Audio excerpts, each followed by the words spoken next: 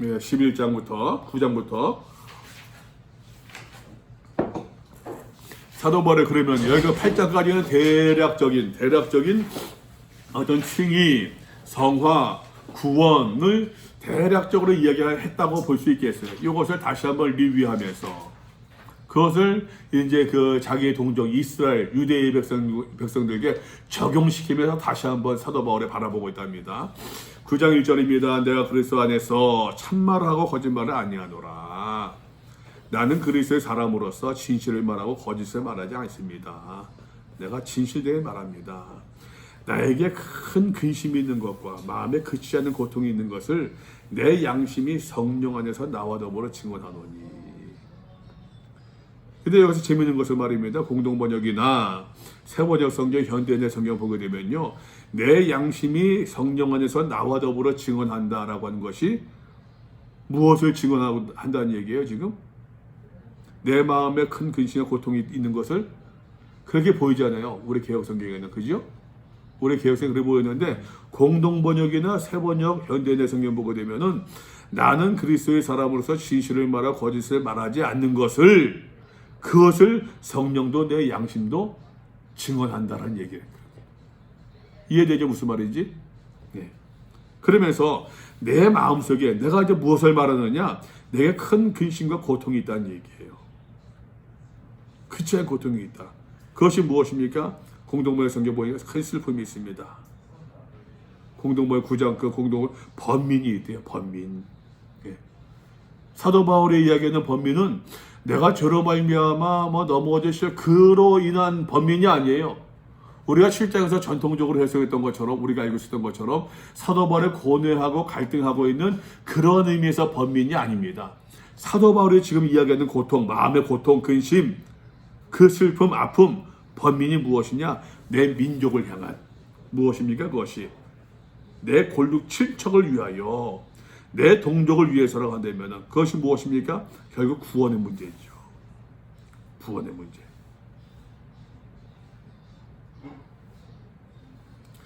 나의 형제 곧 골육의 친척을 위하여, 내 동족을, 내 결례를 위해서라고 한다면은, 내 결례를 위해서래요. 내 동족의 구원을 받을 수 있다고 한다면은, 새번역 성경에서는 내 결례라는 말을 쓰고 있습니다. 내 결례를 위해서라고 한다면은, 내 자신이 저주를 받아 그리스도에게 끊어질지라도 나는 그것을 간절히 원한다는 이야기죠.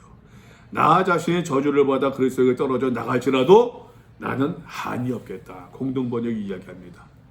그리스도에 끊어질지라도 나는 달게 받겠습니다. 예. 그리스도에게서 떨어져 나가는 한이 있더라도 나는 그렇게 되기를 간절히 바라고 있는데, 그 뭡니까? 그들은 이스라엘 사람이라. 내 동족 이스라엘 사람들을 이야기하고 있습니다.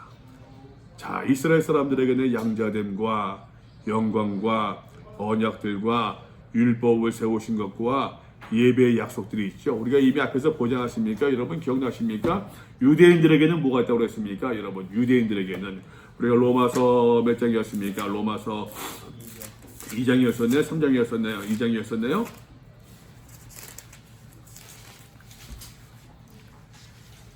네.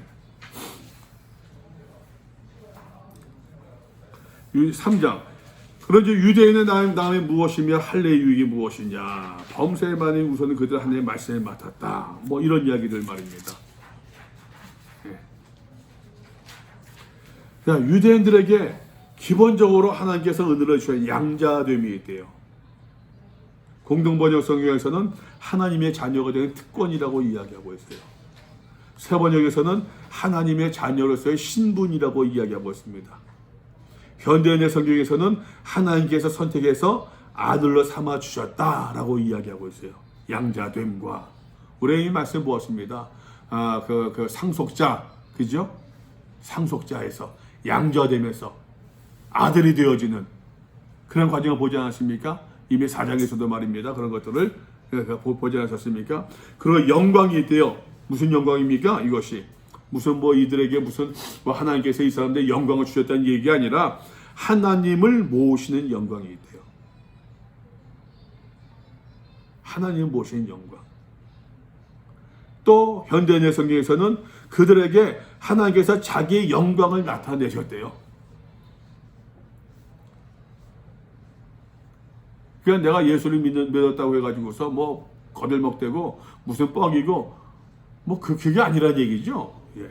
영광이 있고 언약이 있고 계약이 있다는 얘기입니다. 율법을 세우신 것과 하나님께서 이들을 말미암아 율법을 세우셨다는 얘기. 예배가 있대요. 참된 예배. 참된 예배인데 현대인의 성경에서는 성전 예배라고 되어 있어요. 성전에서 예배 드릴 수 있는. 예. 그런데 여러분 아시는 것처럼 이 당시에는 이때까지 아직까지는 예루살렘 성전이 있는 거네요. 아직까지는 그죠? 예루살렘 성전이 있는 거예요. 예. 그 성전 예배가 있다. 그리고 약속들이 있다. 하나님의 약속이 있대요. 예, 언약들 말입니다. 조상들도 그들의 것이요. 저 훌륭한 믿음에서 조상들, 족장들 말입니다. 세 번역 성경. 족장들도 족장 4대 족장 있잖아요. 아브라함과 이삭과 야곱과 요셉이라고 하는 4대 족장. 그 믿음의 조 4대 족장도 유대인 우리의 조상이지 않느냐. 누가요? 이스라엘 민족이 내 동족들이 말입니다. 자, 이들에게 분명히 어떠한 그런 그 특권이 은혜가 분명히 있다는 이야기예요. 지금요. 은혜가 있었다는 이야기입니다. 있다는 이야기입니다. 더더군다나 이것만이 아니라 더더군다나 그리스도와 관계에서 이야기해보자. 육신으로 말하면은 그리스도가 그들에게서 나셨으니 맞아요. 그리스도도 인성으로 말하면은 그들에게 나지 아니했습니까? 유대인으로 유다 지파의 자손으로 그리스도라고 하는 이름이 나오니까는 찬송이 나옵니다. 그는 만물에 계셔서 세세에 찬양을 받으실 하나님이시니라. 아멘. 우리가 뭐 그 유대인들이 얘기한 것처럼 잘 아시는 것처럼 유대인들이 하나님의 이름을 입에 담았습니다. 하나님이라고 하는 것을 입에 담습니까? 안 담습니까? 안 담잖아요. 오죽 그들이 여호와 이름을 망령되 일컫지 않는가? 오죽하여 말입니다. 여호와 이름 신명 사문자를 신명 사문자 어서 오세요. 신명 사문자 발음하는 것을 이들이 잊어버리잖아요. 신명 사문자. 그러니까 신명 여호와 이름 네 글자가 나오게 되면은 저들의 아도나이 나의 주여. 그러다 뭐 수백 년 수천 지나다 보니까는 말입니다. 이것을 어떻게 읽는 줄을 알지 못하잖아요. 그러니까 그런 얘기 때 학교에 다닐 때 그런 얘기 들었어요. 근데 이스라엘 사람들이 말입니다.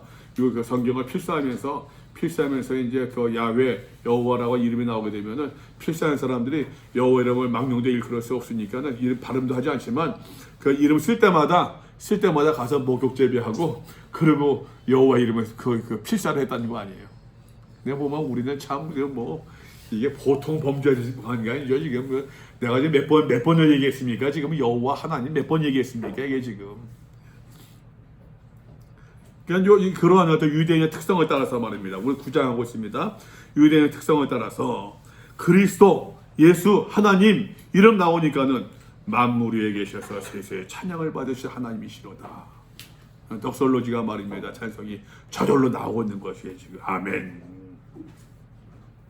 그러나 자 유대인들에게 내 동족들에게 이런 은혜가 주어져 있는데 그러나 하나님의 말씀이 폐하여진 것 같지 않다. 어떤 말씀이요?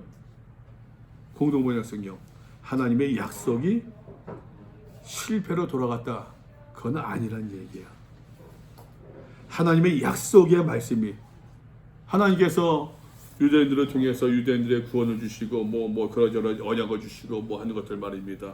그 언약이 지금 보니까는 저들을 바르게 믿고 있지 않은데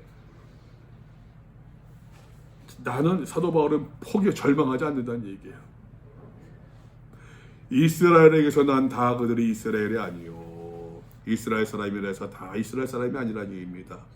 이스라엘에게서 태어난 사람이라고 해서 다 이스라엘 사람이 아니고 이스라엘 조상을 두었다고 해서 다 이스라엘 사람이 아니라 또한 아브라함의 씨가 다 그의 자녀가 아니라 오직 이삭으로부터 난 자라야 내 씨라 불리를 하셨으니 내 씨.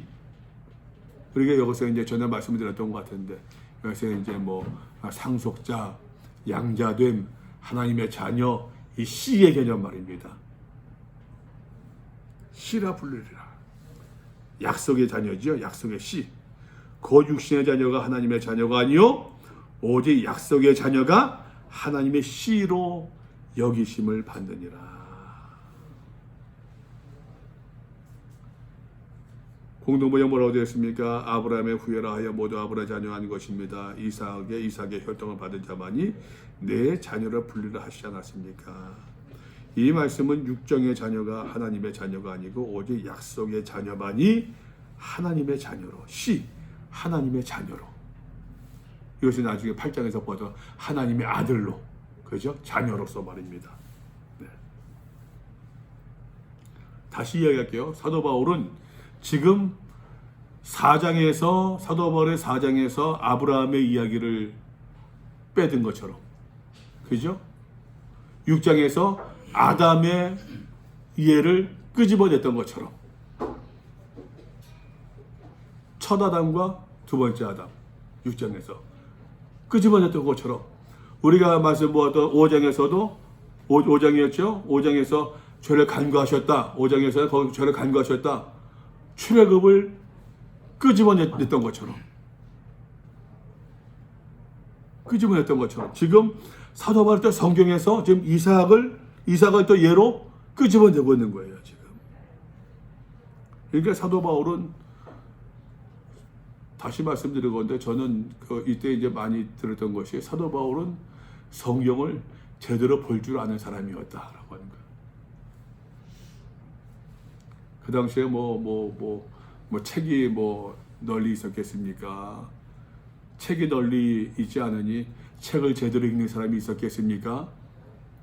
그러니까 그 당시에 교의라고 해야 계속 암송하는 것이고, 암기하는 것이고, 암송한 것은 이것이다 가르쳐준 서기관들, 율법교사들의 가르침에 따라서 그대로 암기하고 그대로 따랐던 그 사람들이었었는데, 근데 사도 바울은 성경을,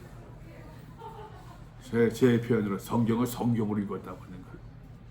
예수님도 복음서에서 성경을 성경으로 읽었다고 하는 것. 그러니까는 사람들이 그 얘기를 듣고서 하는 반응이 뭐였습니까? 보라, 권위 있는 새로운 말씀이로다 하는 것처럼. 사도 바울은 지금 성경을, 지금으로 말하면은 성경 굉장히 많이 읽었던 것 같아요. 지금으로 말하면 성경을 그저 그냥 답습하면서 읽는 것이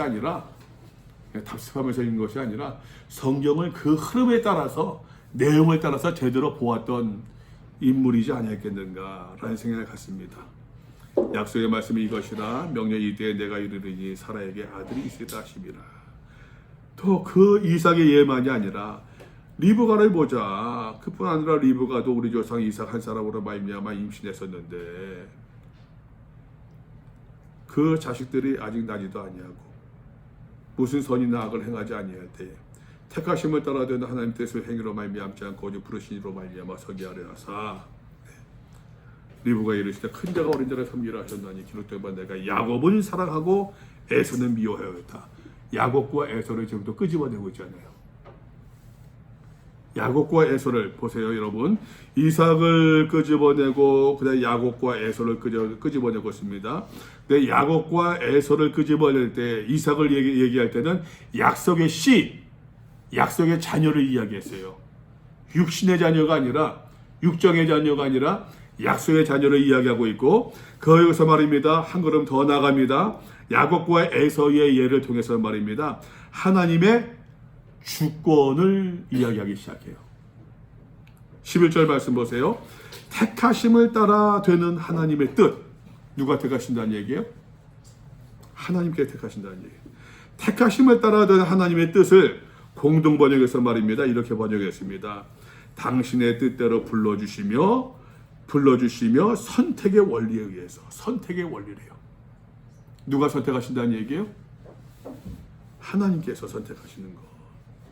세번역 성경에서 말입니다. 택하심이라는 원리를 따라 세우신 하나님의 계획이라고 이야기하고 있어요. 현대인의 성경에서는 선택의 표준이라고 이야기하고 있어요. 선택하시는데 누구의 뜻에 따라서? 사람의 행위? 아니라 11절 말씀하고 있잖아요. 아직 나지도 아니하고 있는데 무슨 선이나 악을 행할 수 있겠습니까? 아까 저 밑에 아까 애기 보셨죠? 애기 우리 저 이기득 집사님 아들, 이 집사님이 지금 그 나이가 50 초반이죠? 집사님 아들이에요? 아들이에요. 손자가 아니야. 왜 내기를 안고 있네. 못 들어가죠. 손자가 아니야. 아들이야. 그래서 내가 농담으로 할아버지 물어보라 했더니만 자기도 모르게 훅 가더라고. 그 뒤늦게 결혼해가지고서 해서 그 아들 아기 안 갖는다고 하다가 이제 그 와이프는 부인은 이제 애를 갖기를 원했고 해서 이제 애를 가졌다고서 작년 얘기하더라고. 애 봤는데 애 아니니까 좋아가지고서 그냥 뭐 얼마나 좋은지 그랬어요. 집사님 그냥 하게 되면 그냥 뭐 열심히 더 돈 벌어야 된다고. 지금 50 넘어서 그 아들을 안 낳았으니 그거 이제 그 대학 들어가면 70 되는데. 첫대예요? 예? 첫애야. 아브라함의 절반. 첫애요. 아브라함 절반이네. 예. 첫애예요. 그러니 그거 참 뭐 그러지 않습니까? 근데 그 아이가 여러분 무슨 뭐 선을 행한다 악을 행한다 뭐가 되겠어요? 그게 사실은 선을 행한다 악을 행한다 나지도 아니했는데 무슨 선이나 악을 행하겠느냐. 근데 어떻게 하나님께서 큰 자가 어린 자를 섬기리라. 어린 자를 선택하고 큰 자를 선택하지 아니하느냐. 하나님께서 야곱을 선택하고 에서를 선택하지 아니한다. 어떻게 그런 일이 벌어질 수 있겠느냐? 누구 마음이라는 얘기 쉽게? 하나님 마음. 주권이 하나님의 주권. 하나님 주권이라 해가지고 하나님 마음대로 그냥 그 엿장사가 그냥 무슨 이게 뭡니까? 이제 그 가해지를 몇 번 하느냐. 그런 주권이 아니라 무엇을 위한 주권입니까?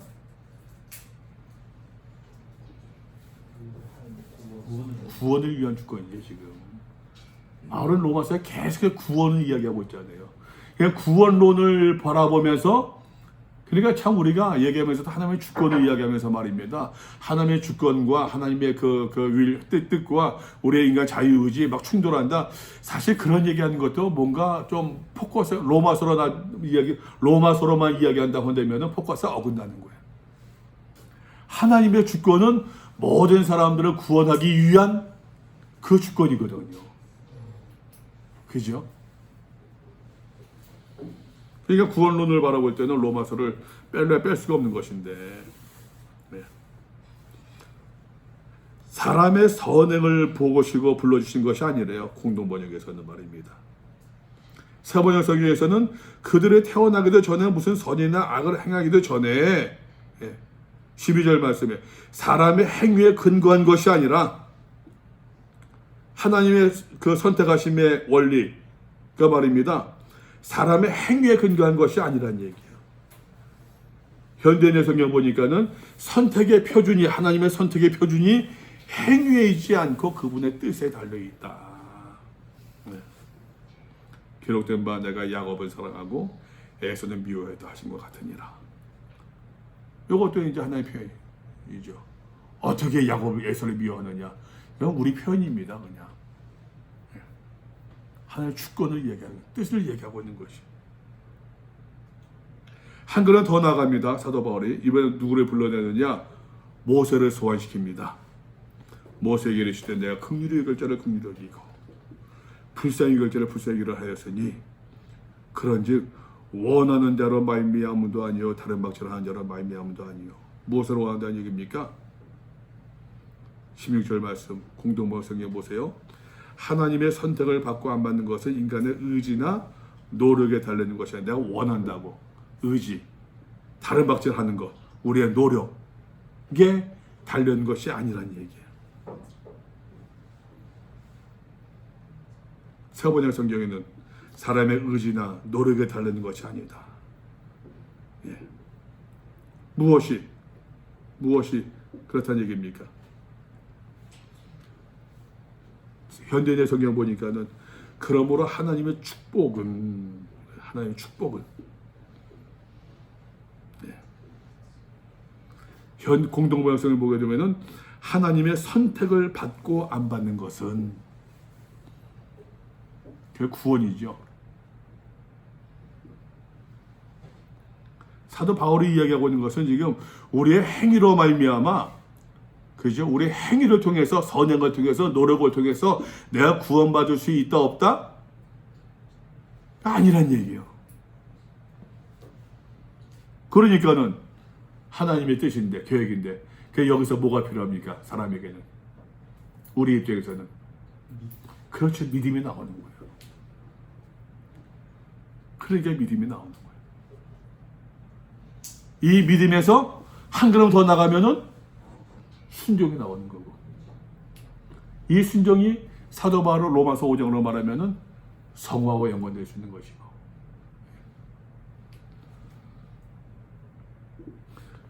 또 모세 시대의 바로를 또 이야기합니다. 성경이 바로에게 이르시되 내가 이 일을 위하여 너를 세웠으니, 이 일이 뭡니까? 이 일이 무엇을, 어떤 일을 위해서요?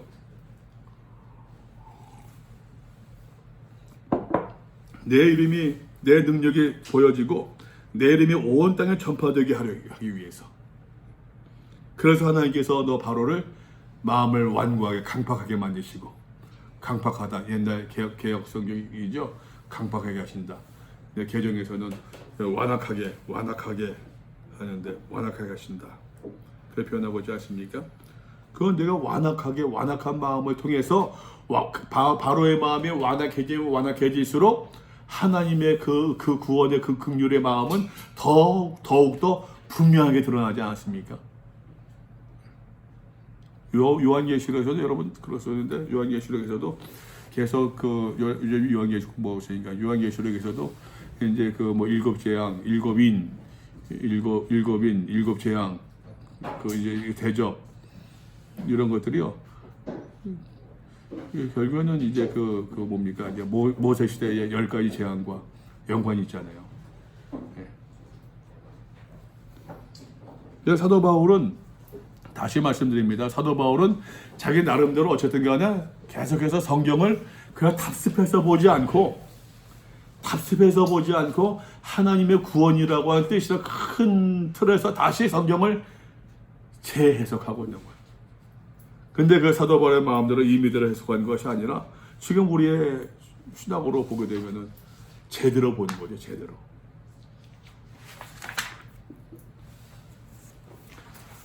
(19절입니다) 홍내가 네가 내게 말하기를 그러면 하나님이 어째 허물하시느냐. 하나님께서 어떻게 사람을 책망할 수 있겠습니까? 책망하십니까? 말이 됩니까? 하나님께서 사람을 책망하신다는 게 말이 됩니까? 하나님의 뜻을 이야기하고 주권을 이야기하고 하나님의 마음을 이야기하고 긍휼의 여자를 긍휼히 여기시고 하나님께서 미워할 자를 미워하신다고 말씀하고 있는데, 하나님의 뜻대로 마음대로 다 하시면서 어떻게 하나님께서 바로를 나무라시고 모세를 위하시고, 어떻게 하나님께서 에서를 나무라시고 어떻게 야곱을 위할 수 있습니까? 그게 말이 됩니까? 하나님 당신 다 마음대로 하면서. 근데 여러분, 이것이 이제 로마서 3장에서 보게 되면은 그때 이제 유대인들의 어떠한 그 힐문, 그 질문이 이의제기가 있잖아요. 네. 3장 한번 말씀 볼까요? 로마서 3장 말씀 보게 되면은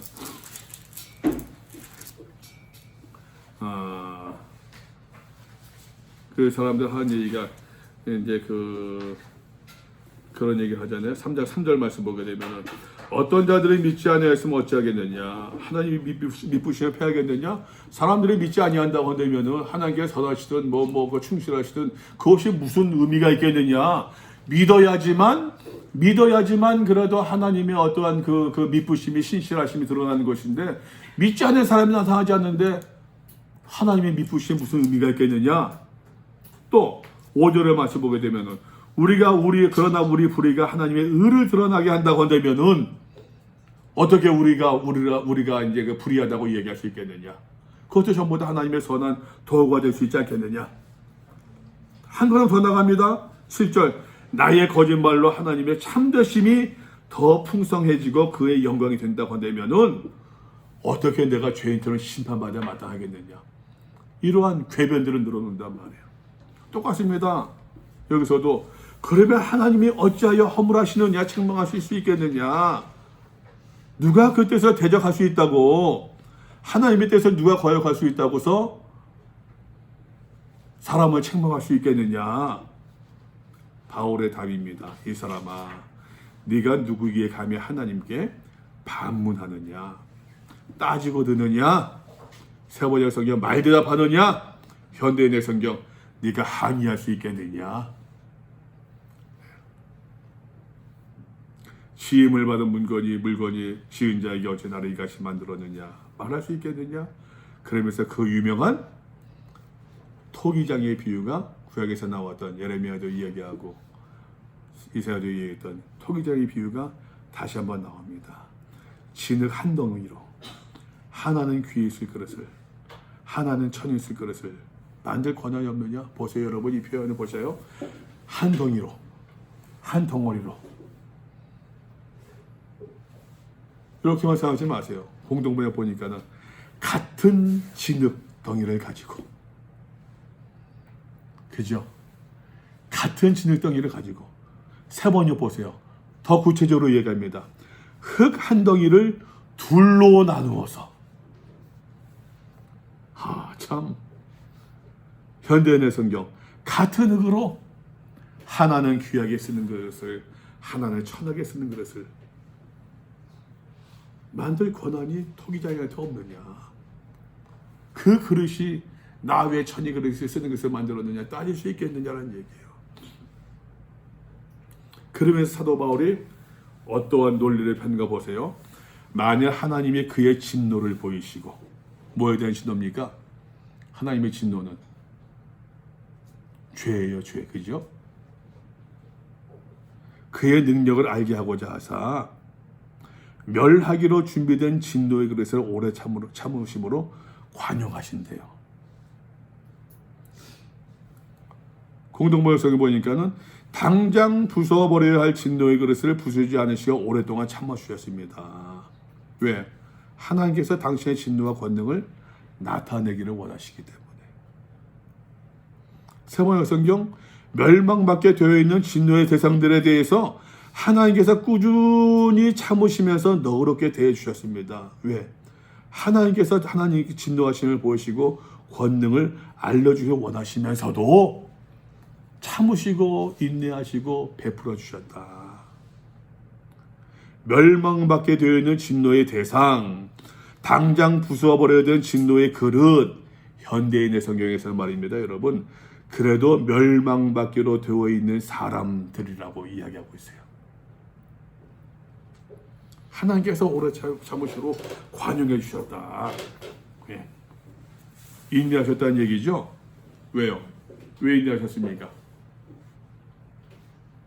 하나님께서 죄인들에 대해서 인내하신 이유가 뭡니까? 우리가 잘 알고 있는 것처럼 모든 사람 구원받게 기회를 주고 있는 거죠. 다시 이야기합니다, 여러분. 주권이 지금 뭐하고 연관되어 있어요? 지금 구원과 연관되어 있어요. 계속 하나님의 주권이. 23절 또한 영광받기로 22절과 대조되죠. 진노를 보여주신 것이 아니라 영광을 받기로 예비하신 바 긍휼의 그릇에 대해서 공동번역에서 자비의 그릇이라고 얘기하고 있어요. 세번역성에 자비의 대상이라고 얘기하고 있습니다. 현대인의 성경에서는 영광을 받도록 미리 준비하신 사람들이라고 이야기하고 있어요. 그 영광의 풍성함을 알게 하고자 하셨을지라도 뭘 따질 수 있겠느냐라고 한 얘기예요. 뭘 따질 수 있겠느냐? 뭘 따질 수 있겠느냐? 자기의 풍성하신 영광을 알리고자 하셨더라도 그건 뭐 어떻단 말이야? 하나님께서 죄인들 당장 벌받아 마땅한 사람들 인내하셨는데 하나님께서 영광 받아줄 사람들 더 많은 은혜를 주신다는 얘기예요. 그러면 여러분 반대 똑같이 얘기해야 되면은 징계를 받을 진노의 대상들도 은혜를 받은 거예요? 받지 않은 거예요? 받은 거죠, 이미. 예, 받은 거죠. 부숴줘야 되는데 부숴주지 않았으니까 받은 거죠. 영광 받아야 될 사람들에게 더 큰 영광을 베풀어 주셨다. 그러니까 여러분 다시 얘기할게요. 하나님의 주권은 다시 뭐와 연관되어 있어요? 지금 구원과 연관되어 있다니까 지금. 이 그릇은 우리니 어떤 그릇이요? 긍휼의 그릇. 모두가 아니란 얘기예요. 유대인 중에서만이 아니라 이방인 중에서도 말입니다. 불러주신 우리를, 부름받은 우리가 바로 이 그릇이다라는 얘기예요. 사도 바울에 보십시오, 여러분. 이 하나님의 주권이라는 개념을 이야기하면서 말입니다. 이삭을, 야곱과 에서를, 모세와 바로를 소환하고 있습니다. 그러면서 이제 구약의 예언서의 말씀들을 또 해석을 해요, 사도 바울이. 호세아에 그래도 이르기를 내가 내 백성이 아닌 자. 아시죠, 여러분? 고멜이 이제 나가서 그 호세아의 아내 고멜이 나가서 바람 피고서는 아들 낳지 않습니까? 아들 낳죠. 아들 셋이죠. 셋 낳았었죠. 셋 맞죠. 아들이었는데 그 더 이상 내 백성이다. 그 암미 해서 그래서 로암미 내 백성이 아니다. 로루하마 더 긍휼하지 않겠다. 또 하나 뭐였죠 이름이? 하여튼간에 그래서 로암미하고 로루하마를 얘기하고 있는 거죠. 이스라엘 예. 그런 거 보자. 예. 그래서도 로암이 내 백성이 아닌 자를 내 백성이라 할 것이다. 사랑하지 아니한 자를 로루하마 사랑한 자라 부르리라. 내 백성이 아니었던 사람은 내 백성이라 부르겠고 내 사랑을 받지 못하던 백성은 내 사랑하는 백성이라 부르리라. 이사야의 글을 또 인용합니다. 이사야가 이스라엘 관에 외치되 이스라엘 자손들의 수가 비록 바다의 모래 같을지라도 아까 처음부터 얘기했던 것처럼 그죠? 처음 얘기했던 것처럼 어제 몇 절 했습니까? 이스라엘 백성이 다 이스라엘 백성이 아니라고 말입니다. 네. 6절에서 10장 6절, 9장 6절에서 이스라엘에서 난 그들이 다 이스라엘이 아니요 아브라함의 씨가 다 그의 자녀가 아니라 라고 얘기했던 것처럼 이스라엘 자손들의 수가 비록 바다같이 바다의 모래가 될지라도 남은 자만 구원받을 것이다. 남은 자만 구원받는데 남은 자 누굽니까? 뭡니까? 노력하는 자, 애쓰는 자, 다른 박절하는 자, 믿는 자죠. 믿는 자. 주께서 땅 위에 그 말씀을 이루고 속히 시행하신다라고 하는데 여러분 공동번역 성경 보세요. 약속하신 말씀을 신속히 그리고 엄격히 시행하신대요. 이루신대요. 세번역 성경 온전히 조속히 이루어 주신대요. 현대인의 성경 철저하게 속히 이루어 주신대요. 또한 이사야가 미리 말한 바 만일 만군의 주께서 우리에게 씨를 남겨두지 아니하셨더라면 이 씨 하나님의 자녀 약속의 자녀 그죠? 믿음의 자녀 씨를 남겨두지 아니하셨더라면 우리가 소돔과 같이 되고 고모라와 같았으리로다.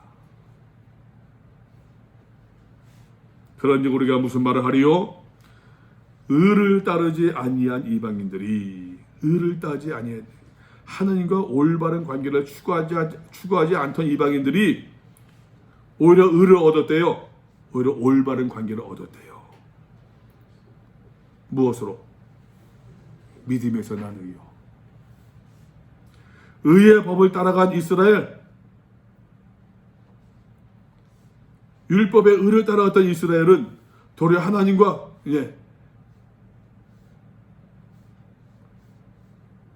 32절 말씀 현 공동번역 성경에서는요 그들은 믿음을 통해서 얻으려 하지 않고 공로를 쌓음으로써 얻으려고 했기 때문에 넘어지고 말았다. 행위를 의를 얻지 못했다는 얘기예요. 부딪힐 돌에 부딪혔느니라. 그 걸릴 돌에 걸려 넘어진 것이다. 기록된 바 내가 걸림돌과 거치던 바위를 시온에 두노니 그를 믿는 자는 부끄러움을 당하지 아니하는 것 같으니라. 아까 말씀드렸어요. 부끄러움은 뭐와 연관이 있다? 부끄러움의 반대? 자랑한다. 즐거워한다. 그죠? 자랑과 즐거움이라는 단어는 사도 바울은 늘 소망과 구원과 연관해 쓰고 있고, 부끄러움은 그 반대의 개념이에요.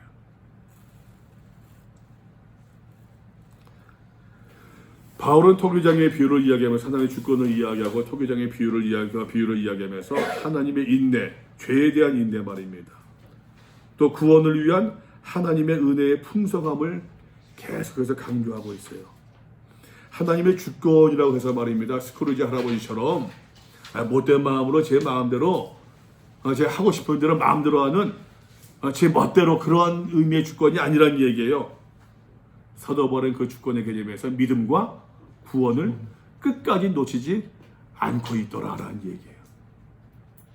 혹시 여기까지 질문 있습니까? 10장, 9장까지 보았는데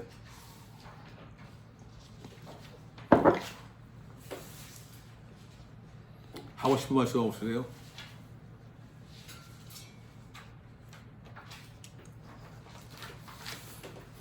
좀 인물이 잘 나와야 되는데.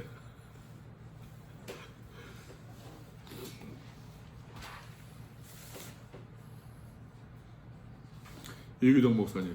깜짝이야. 왜 놀랐네? 내가 놀랐네. 목사님 안 오시니까 토론이 안 되네.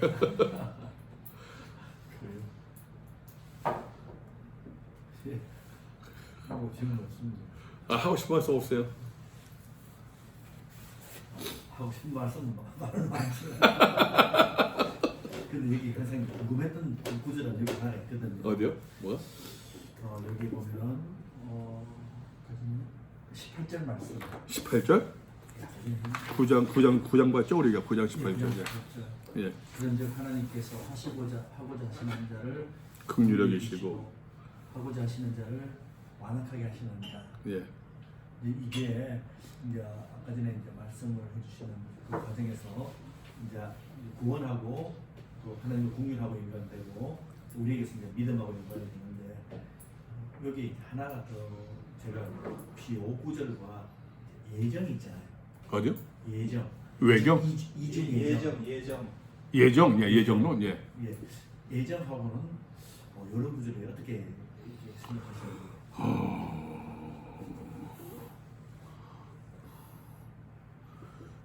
글쎄요, 목사님 뭘 말씀하시고 싶으신 거예요? 아니 그러니까 그래서 아까 전에 모든 사람을 구원을 하시기 원하신다. 디모데전서 2장 4절 말씀입니다. 그 말씀에 모든 사람 구원에 이르기로 하는 네. 예. 근데 그걸 하고 하면은 거의 조금 어떤 면에서는 하나님의 마음에 이렇게 약간 배치도 될 수 있지 않나 싶어가지고 어떻게? 배치 어떻게? 하나님의 마음에 예. 이렇게 배치될 수 있지 않는가. 어떻게 했어?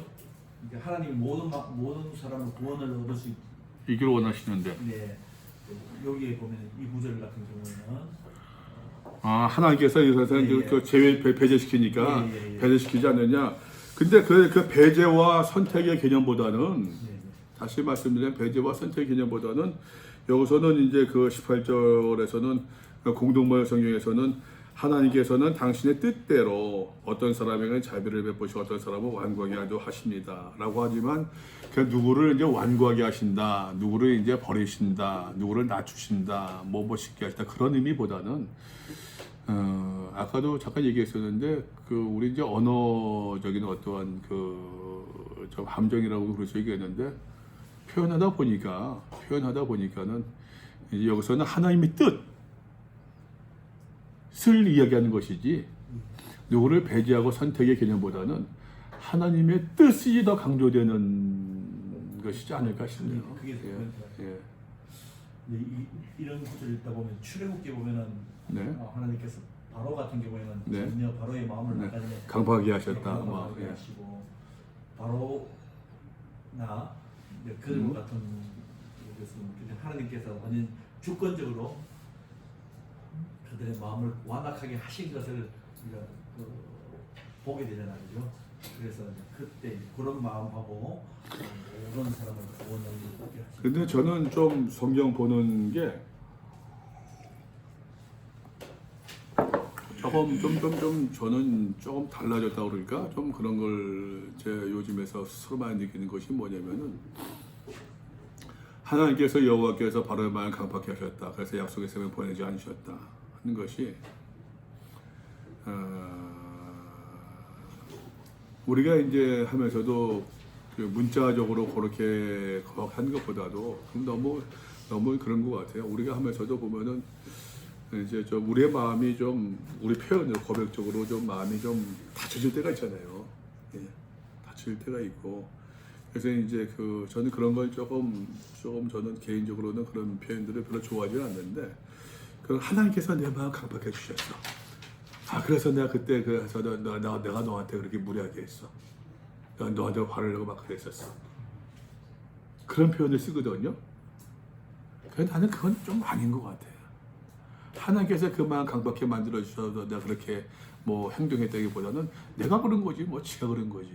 그게 그걸 갖다가 우리가 강박해 하셨다 이런 걸 보면은 바로가 하나님의 뜻보다는 자기가 하고 싶은 대로 버려둔 거죠. 그렇죠. 예. 그래갖고 이게 우리가 문자적으로 보는 것보다는 하나님의 후유하심이나 이런 것에 대해서도 볼 때도 보면은 그 당시에 풀어낼 수 있는 상황과 이런 거 보면은 인간적으로 우리가 이해할 수 있도록 그렇게 하는 하나님 후유하심 없잖아요. 하나님 보신 은사가 모든 걸 후유하심 없다 했는데 그 구약이 보더라고. 이게 우리가 성경을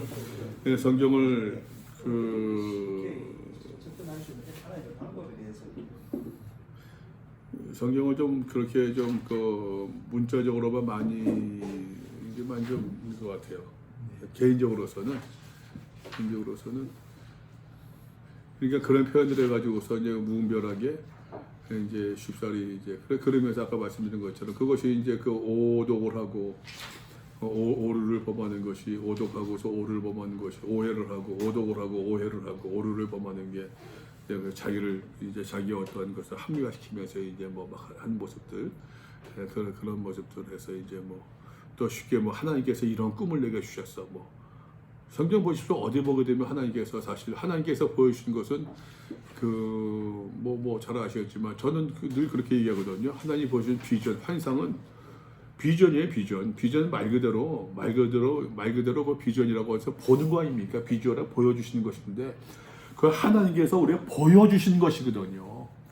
하나님의 환상을 보여주시는 것인데 우리 교회에서 쓰고 있는 많은 비전이라는 단어는 내 꿈이야, 내 꿈. 비전과 드림은 혼동을 해요.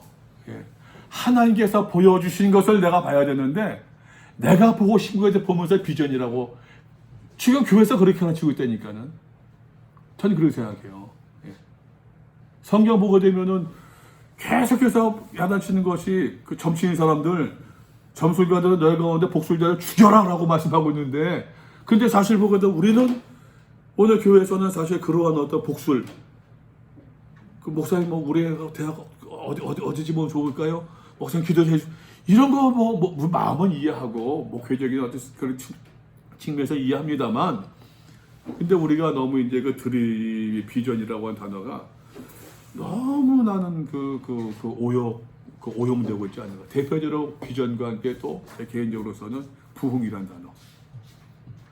부흥은 리바이벌인데 리바이벌은 생명이 복원되는 게 부흥인데 그래서 혼자 생각해봤어요. 왜 부흥이 한국 교회에서 부흥이 어떤 수적인 양적인 의미로 부흥됐을까? 그런 의미에 사용됐을까? 저 혼자 생각하고 찾아본 건 아니고 혼자 생각해서는 우리나라 옛날 60년대에 경제 부흥부가 있었습니다. 경제기획원 옛날 이제 그 기획재정부 그 경제 부흥부가 있었어요. 부흥. 그 부흥이라고 하는 단어가 성경에 보세요. 부흥이라는 단어 딱 한 번 나와요. 단어가.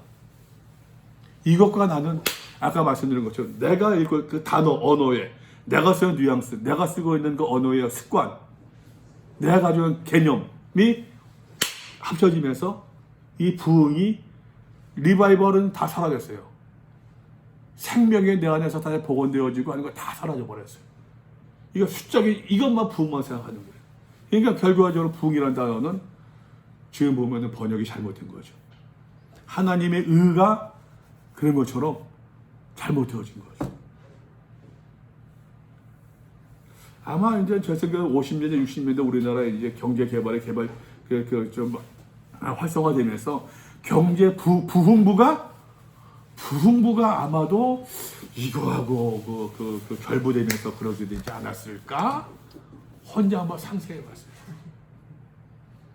그러니까는 단어를 자기 이제 그 원래의 그 의미들 그 흐름에서 뭐 저도 못하니까는 뭐 어떤 원어적인 의미까지는 아니어도 나보고 자꾸 제 친구는 그 안용석의 친구는 나보고 자꾸 헬러 공부하라고 내가 지금 헬러 공부해서 그 나보고서 이제 그 하는 얘기가 그 이제 그 구문은 볼 수 있을 정도로 다 읽지는 않아도 구문만 볼 수 있게 좀 그 해라 그러는데 아이고 내가 그 시간 있으면 성경 한번 더 보지 뭐 이제 그러고 하는데 그냥 뭐 저는 그저 그 앱들을 해서 이제 그 원어만 찾아보고서 언어에서의 단어만 찾아볼 수 있을 정도만 보면서 그걸 하고 왔는데 하여튼 그래요 저는 그런 경우들이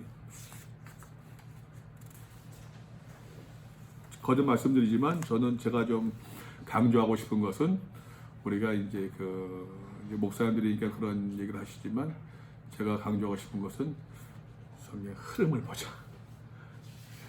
흐름을 보고 로마서에서 사도 바울이 이런 이야기를 이렇게 전개시켜 나가고 있구나. 이것이 완전히 배워야 할 것 같아. 그래도 좀 어느 정도 좀 매벌지 그려놓고 그 에베소서에서 이게 예정이 이렇게 하고서 같은 사도 바울인데 어떻게 쓰여졌을까? 이거는 신학적인 이제 토론이 필요할 거고 제가 얘기하고 싶은 것은 성경 바르게 읽기. 우리의 어떤 기본이 채색되어진 그런 의미에서 성경을 보는 것이 아니라 원래 성경 사도 바울이 뭘 얘기하는가. 저는 뭐 간증이라고 들어주십시오. 저는 한 30번 보니까는 이게 아니네 보이더라니까요. 로마서가 한 30번 보니까는 그것도 띄엄띄엄이 아니라 집중해서 로마서만 집중해서 한 30번 보니까는 이게 아니었네. 그게 아니었던 것 같네. 그게 아니구나. 한 3, 40번 보니까 그것이 눈에 보이기 시작하더라고요. 그래서 제가 자꾸 강조하는 이유가 내가 성경 읽기를 배우지 못했구나. 성경 읽기를 배우지 못하고서 신학을 먼저 배웠어요. 그거구나라는 생각이 좀 들었어요. 10장 봅시다. 10장에서 좀 얘기할 게 좀 있어요. 10장에서도 10장 형제들아 내 마음에 원하는 바와 하나님께 구하는 바는 이스라엘을 위함이니 곧 그들로 구원을 받게 하리라. 내 동족의 구원받기를 원하는 것. 아까 9장에서 보았던 것처럼 말입니다. 내가 거짓말을 하고 참말을 거짓말을 하는데 참말을 거짓말을 아니하노라. 큰 근심과 내 마음에 그치한 고통이 있으니 내 동족을 위한 것. 뭡니까? 곧 그들로 구원을 받게 함이라. 그들의 구원을 얻는 것이다. 내 동족 구원받기를 내가 간절히 원하고 기도하고 있다. 내가 증언하노니 내 동족이 하나님께 열심히 있대요. 나도 내 동족들의 하나님을 향한 열성만은 충분히 인정한다. 그들의 하나님을 섬기는데 열성이 있대요. 하나님께 대해서 열심히 있대요. 여러분 요즘에 그런 얘기 들어봤습니까? 종교 중독? 종교 중독? 저는 그 단어를 듣는 순간에 뻥 맞는 느낌이 왔어요. 그러니까 요즘에 이제 그 상담에서도 중독 상담을 많이 하니까는 종교 중독이란 말. 그러니까는 뭐 자칭 열심히 당한 사람들은요, 성경도 안 먹혀요, 안 먹혀. 자기 듣고 싶은 것만 듣는 거예요. 성경 본문 놓고 얘기해도 안 봐요, 그거를. 듣고 싶은 것만 듣는 거예요. 다시 내가 무너지고 다시 여기서 리컨스트럭션 다시 재건돼야 되는데 그게 싫은 거예요. 그 중독이 지금. 네. 제가 우리 청년들한테 그런 얘기 종종 합니다. 여러분들 교회 백수 되지 말라고. 허구한 교회 가서 있으면서 그냥 찬양 부르지 말라고. 예배 똑바로 하고 성경 제대로 읽고 믿음생활 바르게 하고 그 믿음 가지고 양심적으로 사회생활 바르게 하고 직장생활 바르게 하고 바르게 예배드리고 그게 믿음생활 똑바로 하는 것이지 맨날 허구한 날 교회 와서 목사님 뭐 도와드릴 거 없어요 뭐 허구한 날 말이야 그냥 종교 중독이에요. 열심히 있대요. 그래서 제가 진짜 좀 반성하는 마음에서는 제가 그 교인 만들었던 것 같아요. 교회. 그런데 예수 성도는 만들지 못했던 것 같아요. 저는 진짜 그 반성을 많이 합니다. 교인 만드는 목회를 했지 성도 만드는 목회를 하지 못했었구나라고 하는 반성을 많이 해요. 하나님께 열심히 있으나 올바른 지식에 따른 것이 아니다. 올바른 지식이 뭡니까? 이게 뭐 복음, 구원, 이제까지 얘기했던 거 더 믿음, 성화, 뭐 칭의, 성화, 구원 다 포함돼서 얘기했죠. 뭐 믿음이 무엇인지 어떻게 살아야 되는지 뭐 그거 다 포함된 얘기했죠. 복음은 물론이고 하나님의 의를 모르고 요 하나님의 의를 모르고 공동번역성에 보니까 하나님께서 인간을 당신과 올바른 관계에 놓아주시는 길을 깨닫지 못했다. 이것을 가리켜서 하나님의 의를 모르고 하나님께서 인간을 당신과 하나님과 올바른 관계에 놓아주시려고 길을 주셨다 안 주셨다? 길을 주셨는데 그 길은 알지 못하고 자기 의를 세우려고 율법에 열심내는 거예요. 여러분 이게 오늘 우리 교회의 모습이지 않습니까? 자기 의를 주장하느라고 믿음의 의를 주장하는 유대인들이랑 똑같은 것 같아요. 한국교회나 힘써 보세요. 힘써 하나님의 의에 복종하지 아니해야 하나님의 복종하는데 힘쓴 것이 아니라 힘써서 세상에 이런 그 청개구리 이런 청개구리 어디 있습니까? 이런 고집불통 어디 있습니까? 힘써 할 수만 있으면은 하나님의 의에 복종하지 하나님의 방법을 따르지 않아야 돼요. 공동번역성에서는 하나님의 방법을 따르지 아니하다. 하나님께서 당신과 올바른 관계에 놓아주시는 그 길을 보여주셨음에도 불구하고 자기의 방법만을 주장하면서 제 나름의 방법을 세우려고 하면서 하나님의 방법에 힘써 따르지 아니해야 돼요. 누가? 유대인들이 내 동족이 지금 여러분 이거는 지금 우리가 우리 자신에게 외쳐야 되는 말씀이지 않겠어요? 그리스도는 모든 믿는 자에게 의를 이루기 위하여 그를 믿는 모든 사람은 누구든지 하나님과 올바른 관계를 갖게 하기 위하여서 율법의 마침이 되셨다. 그래서 율법이 이제 끝이 났다는 얘기예요. 하나님과 올바른 관계를 맺는 율법의 길이 아니라 다시 이야기합니다. 믿음의 길. 그걸 다시 반복하고 있는 거죠. 세번역 성경은 그러므로 그리스도는 율법의 끝마침이 되셔서 모든 믿는 사람에게 의가 되어 주셨습니다. 현대의 성경 보세요. 그래서 그리스도께서는 믿는 모든 사람들이 하나님에게 의롭다 인정을 받게 하시려고 하나님과 올바른 관계를 맺게 하시려고 율법을 완성해 주셨대요. 왜 완성해 주셨습니까? 율법의 요구가 하나님과 올바른 관계 맺는 것이니까. 여러분 다시 얘기할게요. 지난 시간에 말씀드렸는데 율법과 계명, 조문을 똑같이 보지 마세요. 지난 시간에 말씀드렸죠? 기억나십니까? 율법, 계명, 조문을 똑같이 보지 마세요. 율법의 정신, 큰 거예요. 이거는 이 큰 것을 이루기 위해서 세세한 조문, 계명들을 만들어놨는데 7장에서 죄가 그 계명을 타고 들어왔다고 이야기하고 있잖아요. 모세가 기록하되 율법으로 말미암는 의를 행하는 사람은 그 의로 살리라 하였거니와. 모세는 사람이 율법을 통해서 하나님과 올바른 관계를 가질 수 있다고 이야기하면서 율법의 정신입니다. 율법을 지킬 사람은 그것을 지킴으로 생명 얻을 수 있습니다. 라고 얘기했다는 이야기입니다. 얘기했습니다. 그런데 그것이 가능합니까? 우리 봤잖아 이제까지 쭉. 불가능하잖아요 그것이.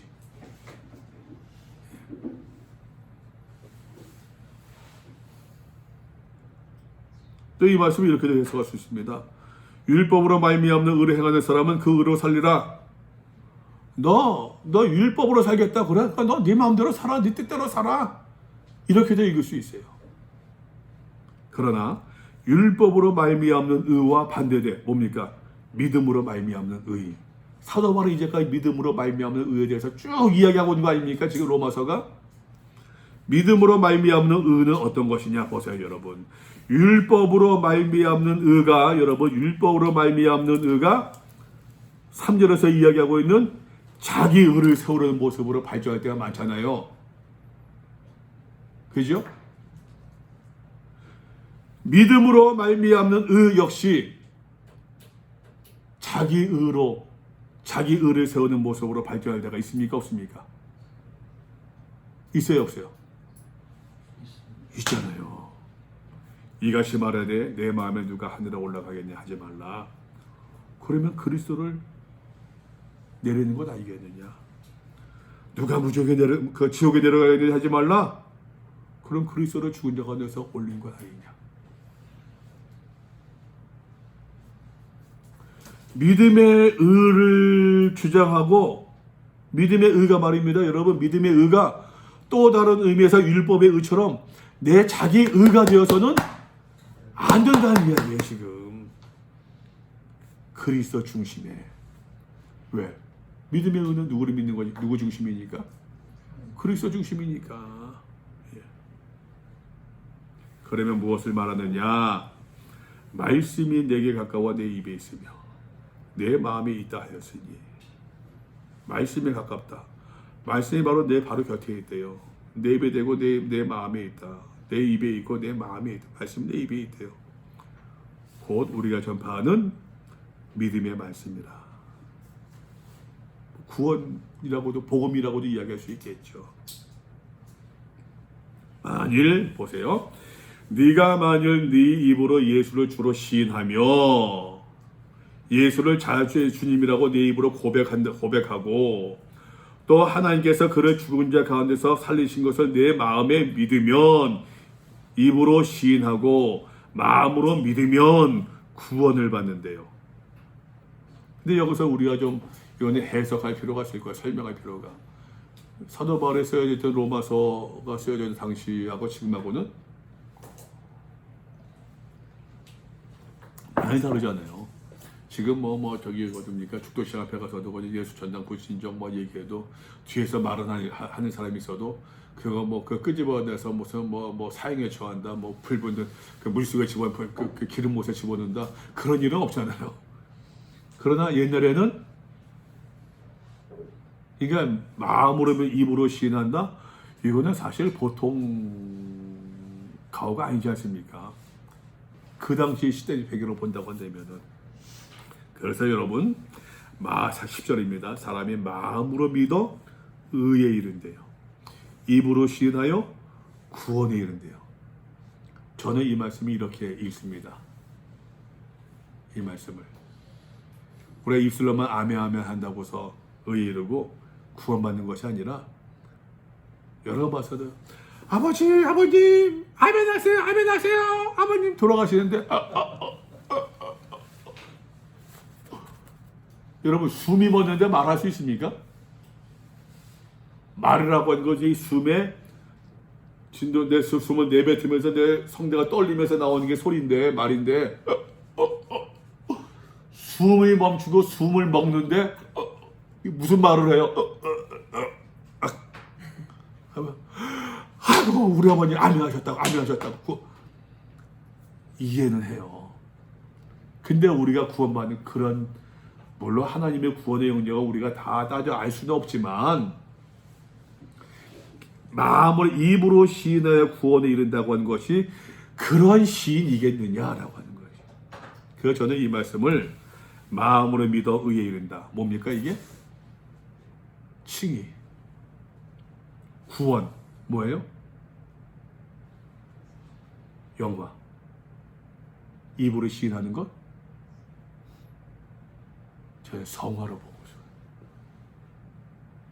이해되세요?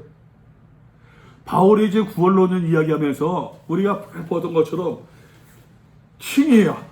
예수를 믿음으로 말미암아 의로워지고 하나님과 관계가 복원되어지고 칭의받은 사람이 하나님과 더불어 화평한 삶을 누리고 그럼에도 불구하고 우리가 많은 핍박이고 박해오더라도 우리가 8장에서 보았던 것처럼 적극적인 고난 파토스에서 비롯되어지는 열정에서 자취하는 고난을 통해서 구원을 바라봤던 것처럼 그죠? 입으로 시인하여 의에 이른다.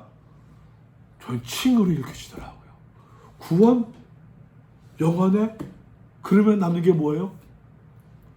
입으로 시인하는 것은 단순히 아멘 아멘 몇 마디 하는 게 아멘이 아니라 성화의 삶을 살아갈 때에 그 성화의 삶이 뭡니까? 12장부터 쭉 나오고 있는데 더 구체적인 강론이고 원론적인 것 의의 종이 되어지는 것 성령의 인도하심 따라 살아가는 것 이 모든 것이 이제 입으로 시인하는 모습이지 않을까? 저는 그렇게 읽혀지더라고요. 반론이 있습니까 혹시 여기에서? 반론도 없고 뭐 사람의 마음 의에 이른다는 것은 내가 하나님과의 관계가 되면 어떤 상황 속에서라도 내가 난 그렇다고 모든 사람 인정을 해줄 수 있죠. 그런 것처럼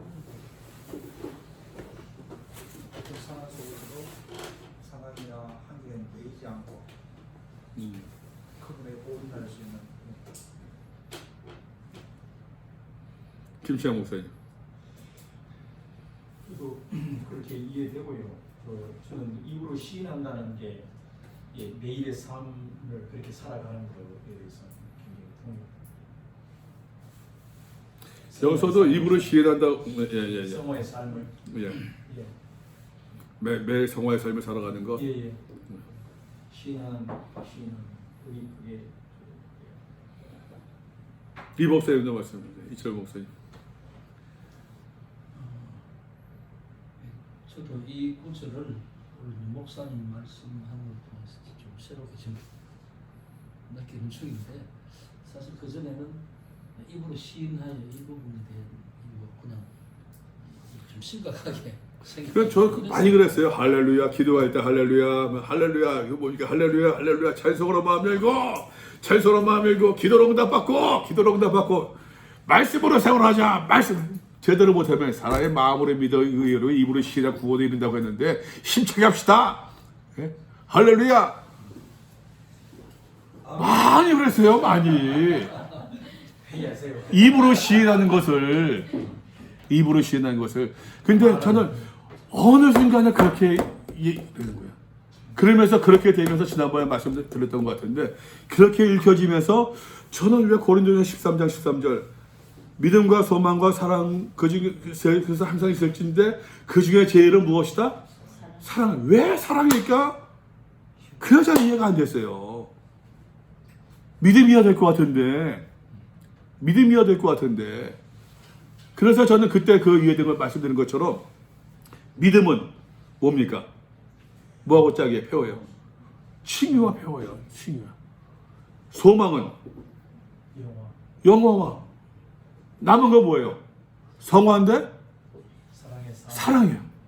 그러니까는 사도 바울이 그렇게 얘기해서 사랑의 삶을 성화의 삶을 살아가는 거. 성화의 삶을 살아간다는 얘기는 칭의의 단계를 거쳤다는 얘기가 거치지 않았다는 얘기야? 거쳤다는 얘기고 소망을 바라본다는 얘기입니까? 구원을 바라본다는 얘기가 바라보지 않는다는 얘기입니까? 바라보는 것인데 이 구원 영혼을 어떻게 이룰 수 있겠느냐? 사랑의 삶, 이 성화의 삶. 그래서 사도 바울은 나는 그 중에 제일은 사랑이라고 이야기를 한 것 같다라는 생각이 확 들더라고요. 죄송할까요? 나는 계속 기독교인들의 사랑에 대한 컴플렉스가 있잖아요. 우리 못된 사람들이 목사들 욕할 때 마지막 욕하는 게 뭔지 아십니까? 목사에 사랑이 없대요.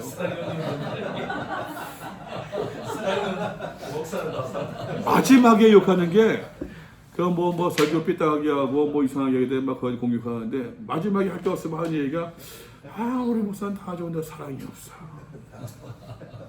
컴플렉스가 있어요. 사랑에 대해서. 솔직히 컴플렉스 있잖아요. 근데 이 사랑이 우리가 아까 똑같은 얘기지만 우리가 이제 문화적으로 삶에서 갖는 어떤 언어의 가치는 그 생각의 사고가 있잖아요. 언어의 가치는 그 사랑이 아니라 우리가 그저 그 정도 의미의 사랑이 그거 다 걸리지만 안 걸릴 게 뭐가 있어요. 퍼줘도 부족하다고 하는 게 사랑인데 이게 뭐 안 걸릴 게 뭐가 있어요. 이거는 하나님과의 관계 속에서 우리가 계속 말씀 가운데 순종하고 복종하며 따라가는 것이 이 사랑의 모습이지 않을까. 그 하나님과의 관계성의 모습에서 이렇게 이제 하여튼 그 옆으로 나가고 가지치고 열매 맺는 것이 인내하고 베풀고 뭐하는 어떤 그런 모습이지 않을까. 그게 또 거룩함이고. 그런 거룩함이고. 예. 그래서 그 결국에는 이 성화에, 그러니까 저는 성경을 볼 때마다 늘 느끼는 것은 성경은 우리의 구원을 이야기하고 믿음을 강조하는 책이지만 예수의 말씀도 그렇고 성경의 거의 더 많은 내용들은 우리 믿음의 사람들이 어떻게 살아야 될 것인가에 저는 포커스가 있는 것 같아요. 어떻게 그 구원받은 사람이, 예수를 믿는 사람이, 구원의 소망을 바라보는 사람이 우리가 어떻게 살아야 될 것인가, 어떻게 하나님을 의지해야 되고 어떻게 예수님과 바른 관계를 맺으면서 살아야 될 것인가. 그래서 그 바울 쓰신 그 뒷부분도 이렇게 쭉 보면은 그들의 잘못된 행위로 판단받고 뭐 이렇게 계속 그런 내용이 나오지 않습니까? 이거 보면 그냥 단순한 그런 행위가 아니라 하나님과의 관계성 속에서 살아가는 그렇지 못한 그런 부분들을. 그러니까 바울이 이제 그 앞에서 교리의 부분 이야기하고 실천의 부분 얘기하는 것처럼 인디카티브에 임페러티브 나오잖아요. 명령법이 나오고 하는 것처럼. 그러므로 왜냐하면 하나님께서 우리를 사랑하셨기 때문에 그러므로 우리도 여호와를 사랑하고 하나님께서 우리의 은혜를 베푸셨기 때문에 그러므로 우리가 여호와를 섬기고 하는 것을. 여기서 얘기할 때도 시인한다고 좀 다르네요. 근데 그런 것 같아요. 저는. 그래서 11절에서도 누구든지 그를 믿는 자는 부끄러움을 당하지 아니하리라. 여러 번 얘기했습니다. 부끄러움은 뭐와 연관되어 있다? 부끄러움 한데 뭐라고요? 자랑한다, 즐거워한다. 영어와 관계되어 있어요. 마음으로 믿어 의에 이르고 입으로 시인하여 구원에 이르는 사람들, 그러므로 예수로서 믿는 자, 이 믿음의 의를 따라가는 사람들, 그리스도 중심의 삶을 살아가는 사람들, 믿음의 의가 또 다른 자기의 의가 되지 않는 사람들 말입니다. 부끄러움을 당하지 아니할 것이다. 마지막 심판의 때에 영물 받지 않는다는 얘기죠. 공동번역에서는 수치를 당하지 않는데요. 수치를 당하지 아니할 것이다. 유대인이나 헬라인이나 차별이 없다. 다 동등하다는 얘기죠. 이 원칙에는 한 분이신 주께서 모든 사람의 주가 되사 같은 주님께서 만민의 주님이 되셨고, 보세요. 그를 부르는 모든 사람에게 부유하시대요. 그를 부른다, 입으로 시인한다, 뭐 같은 의미로 볼 수 있겠죠. 여기서 말할 때 부른다 13절에서 누구든지 주의 이름을 부르는 자는, 이 부른다 입술로 이야기하고 주 예수여 예수여 나더러 주여 주여 하는 자마다 천국에 들어갈 것이 아니요, 부르는 그 부름이 아니라 여기서 말할 때 부름이라고 부른다라는 것은요, 예배와 관계되어 있어요. 증언과 관계된 단어예요. 증언. 그러니까는 다시 말씀드리는데, 입으로 시인하고 그를 부른다, 주의 이름을 부른다, 이 모든 것은 저는 성화에 관계된 것 같아요. 단순히 그냥 입술만 그냥 나물. 전 그런 사람 같으니까요. 부목사 할 때에서도 한 목사님이 교회 봉사 되게 열심히 하셨어요. 목사님이 이제 그 같은 집안 이제 그 집안 어떻게 되나 그 이제 어떻게 되나 어떻게 되는 건가 하여튼 뭐 목사님 좀뭐 사는데 그렇게 주한 목사를 열심히 하세요. 열심히 하다가 오후에 드리지 않습니까? 피곤하지 아침부터 새벽부터 나와서 하니까 얼마나 힘들겠어요. 이제 방송실에서 봉사하다 보면은 자막 들고 하다 보면 탁 넘어가는데 탁 그다가 주여.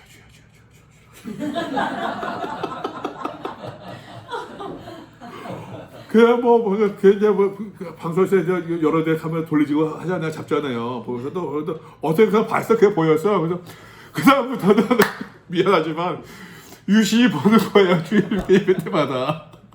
그 피곤하지 새벽 5시에 나가지고서 계속 주황무사 하다가 얘 떨어지면 좋으면 안 되니까는 힘들게 하다가 막 들라고 하다가 탁 하면 주여.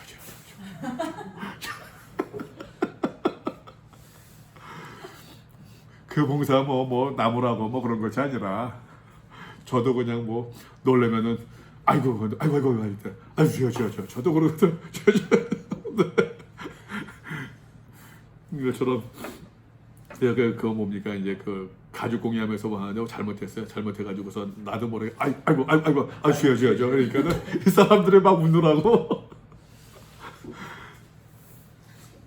부르는 자가 부르는 이거는 무엇이 관계된 거예요. 성과 관계된 거. 그런즉 그들이 믿지 아니한 일을 어찌 부르리요? 부르는 거죠. 그리고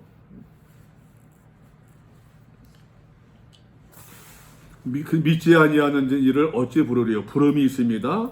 그 앞에 믿음이 있습니다. 듣지도 못한 일을 어찌 믿으리요? 믿음이 있고 그 앞에 들음이 있어요. 전파한 자가 없이 어찌 들으리요? 이에 대해서 무슨 말인지 들음이 있고 그 앞에 전파하는 게 있어요. 보내심을 받지 아니하였으면 어찌 전파하리요? 전파 앞에 보내심이 있어요. 이해되세요? 보내셨으니까 전파하는 거고 전파하는 자가 있으니까 들을 수 있고 들으니까는 믿음이 생기고 믿음이 생겼으니까는 부를 수 있단 말이에요. 부름은 성과 관계가 있다. 저는 그렇게 읽는다고 말씀드렸어요. 믿음은 칭의와 관계가 있다고 그랬어요. 그러니까 부름이 있기 전에 믿음이 있고 믿음이 있기 전에 듣는 것이 있어야 되고 듣는 것은 전파한 자가 있어야 되고 전파한 자는 보내심을 받았으니까 사도 바울은 나는 사도라고 이야기하고 있어요. 난 보내심을 받았다 한 거죠. 보내심을 받아서 너에게 복음을 전파하고 있다. 보내심을 받지 아니하였으면 어찌 전파하려 기록된 바 아름답도다. 좋은 소식을 전하는 자들의 발이요 함과 같으니라. 그러나 그들이 다 16절입니다. 다 복음을 순종하지 아니했도다. 우리가 1장 6절에서 본 것처럼 믿어 순종하게 된다고 하는 것처럼 너희도 그들 중에서 예수 그리스도를 믿어 그리스도의 부르심 받은 자니라 아니구나. 어디죠? 5절에 있네. 5절에. 그로 말미암아 우리가 은혜와 사도의 직분을 받아 그의 이름을 위하여 모든 이방인 중에서 믿어 순종하게 하다니. 믿음과 순종은 같이 갑니다. 바울의 일관된 이야기예요. 이것이 성하고 그죠? 믿음과 순종은. 그래서 저는 그 교회에서는 행함이란 말을 자꾸만 좀 알러지 반응을 보였는데 저는 행함이란 말 대해 순종이란 말. 행함이 없는 믿음은 죽은 믿음이다. 보다는 더 우리에게 친숙한 말로 쓰면은 순종이 없는 믿음은 죽은 믿음이야. 순종이 없는 믿음은. 다 복음을 순종하지 아니하였도다.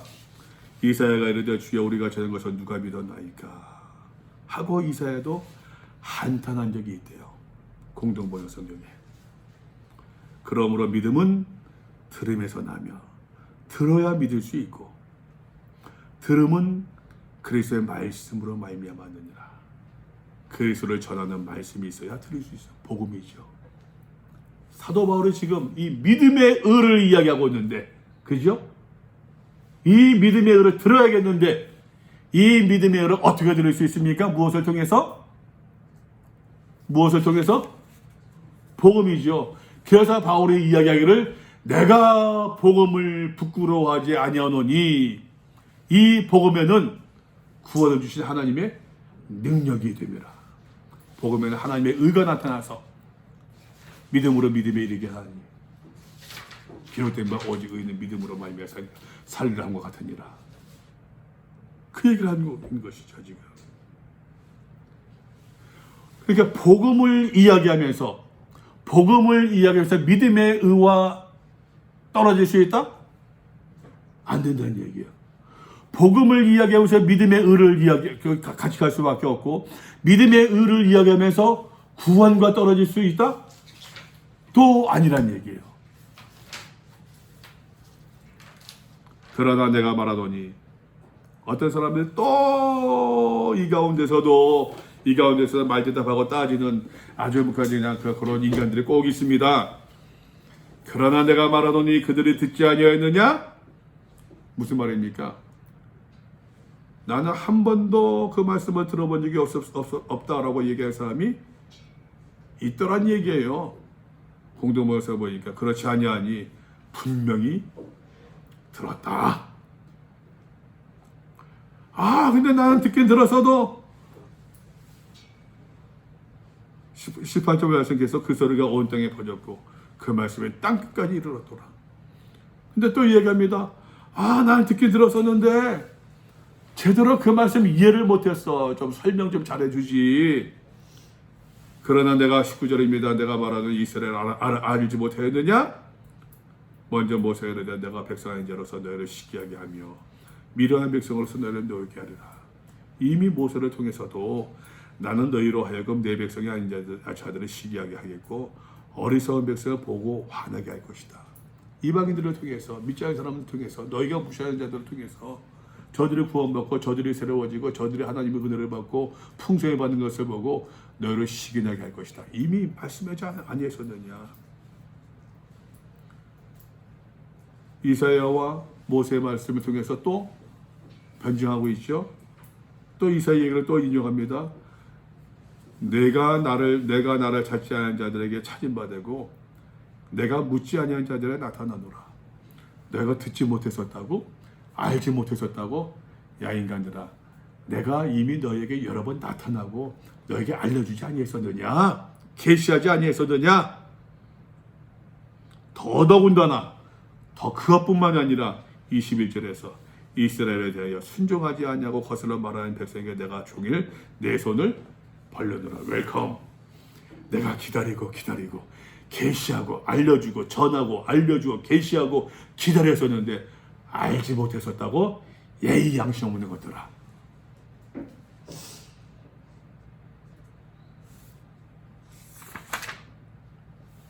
(10장까지였습니다) 바울은 다시 이야기합니다.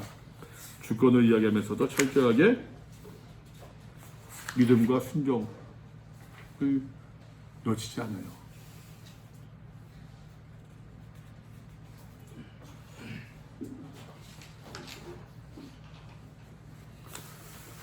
혹시 질문하실 말씀 있으십니까? 네, 여기까지만.